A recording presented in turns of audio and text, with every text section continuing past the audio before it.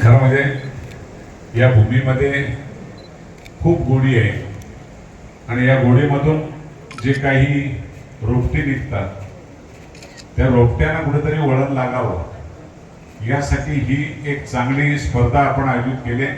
त्याबद्दल मी आमचे ज्यांनी आता PhD केली ते आमचे बुडे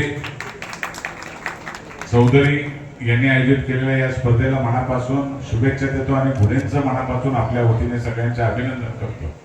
नोकरी करून याच्यामध्ये त्यांनी PhD केली। या कार्यक्रमाला आपल्याला सगळ्यांना आशीर्वाद देण्यासाठी उपस्थित असलेले आपले सरंगे महाराज, त्याबरोबर आपल्या सर्वांचे लाडके आदरणीय पवार साहेब, गणेशजी कतोरे, आपले ॲडव्होकेट भावार्थे, आपले नगराध्यक्ष गडगे, बांगर सर आणि ज्यांनी तुम्हाला आता चांगल्या प्रकारचं गायन आणि भजनामध्ये रुची आणली ते खास करून मंचरवरून नगरवरून आलेले वारंगे महाराज, वायकर महाराज, त्याचबरोबर आमचे RPIचे अध्यक्ष दिनेशजी उघडे मोरे आणि या भूमीचं नाव रोशन करणारे महेशजी कंटे, त्याचे सर्व सहकारी, आपण सर्व 15 मंडळांनी त्याच्यामध्ये सहभाग घेतला होता। ते सर्व सहभागी भजनप्रेमी, समोर उपस्थित असलेले सर्वच मान्यवर, जमलेल्या बंधू भगिनी आणि मित्र, खरं म्हणजे कलेची आवड असावी, त्या कलेतून काही आपण दुसऱ्याला देतोय याची जाण असायला हवी आणि खूप चांगला विचार आहे हा। अशा स्पर्धा हा महत्व नसतो, पण त्याच्यातून निवडून आलेले जे काही चांगले कलाकार आपल्याला मिळतात, चांगले गायक वादक ज्यांची निवड होते, त्यांना खऱ्या अर्थाने आपण पुढे आणणं ही आपल्या दृष्टीने सुद्धा महत्वाची गोष्ट आहे।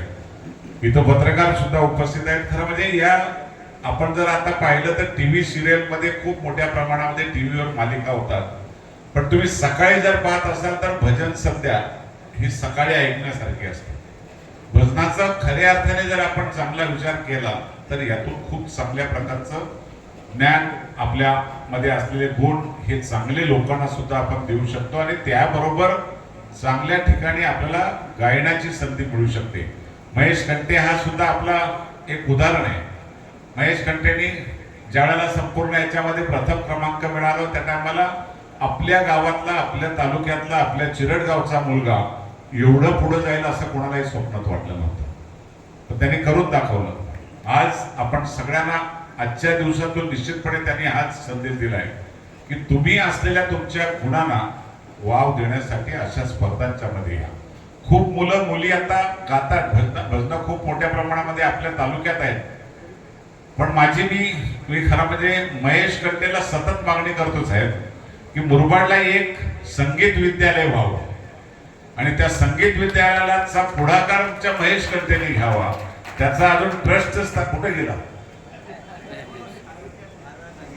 त्याला मी सतत सारखाच बोलत असतो। आता काहीतरी त्याने मला कानात सांगितलं, साहेब बोलू नका, कारण मी रजिस्टर स्थापन केलंय, बरोबर ना। त्यामुळे त्याचं पहिलं पाऊल त्याचं पडलंय।